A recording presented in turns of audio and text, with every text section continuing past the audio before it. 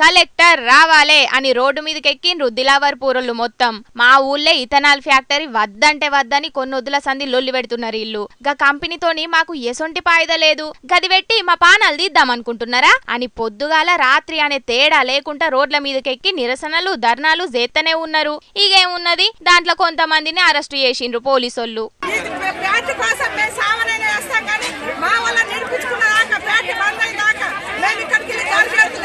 Factory పెట్టుడు బంద్ అయ్యేదాకా మా వాళ్ళ నిడిపించుకునేదాకా తగ్గేదలే అంటున్నారు పబ్లిక్.